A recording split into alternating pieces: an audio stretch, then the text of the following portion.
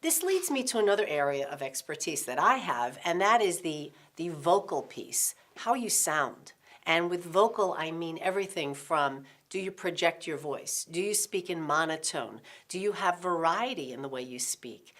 Are you pronouncing words clearly? Do you have an accent? All of these vocal aspects, as well as the uptalk, that's often very common when people talk and they raise their pitch when they're speaking, or just speaking at the bottom of their pitch range.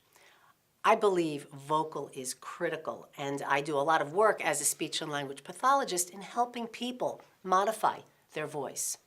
But I know there is some research on some of the nonverbal. You had mentioned to me before about vocal, and I know that's not your primary area, but I know you know something about that. So what can you share with us? Sure. So one of the things that's actually coming out of our lab very recently is we're finding that people who are dominant individuals, so individuals who use aggression and intimidation to elicit fear. So, for example, imagine you're working in a group with someone and there's a person in the group you just don't want to fight back with. It's not worth the energy, it's not worth the time, so you just let them have their way. So this would be an example of a person who rises to the top based on dominance. So we see dominant individuals, they tend to decrease their vocal pitch over time. So you'll hear that throughout the course of an interaction, the actual tone of their voice will go down. So this varies a bit from prestige.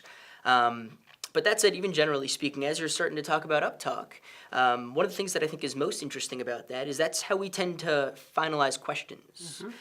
So by continuing to use uptalk to end each sentence, you're kind of leaving the listener waiting for more and waiting for more and waiting for more, and they're going to probably be unsatisfied by the end of whatever you're telling them. So.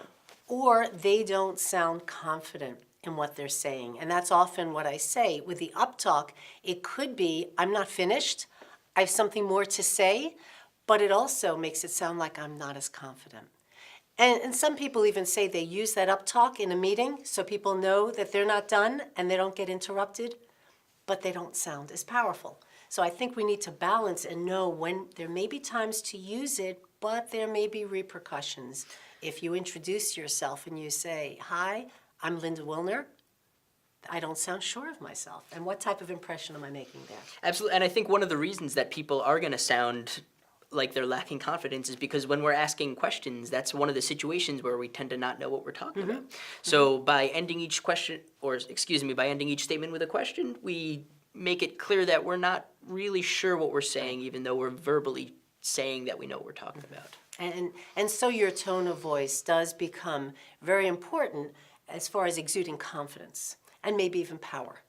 And you mentioned something about the lower tone, or there are some people who speak very quietly, and by doing that, they're pulling people in. And that is somewhat of a control, maybe not positive, but it makes them appear maybe knowledgeable, but you have to get real close to me to hear what I'm saying.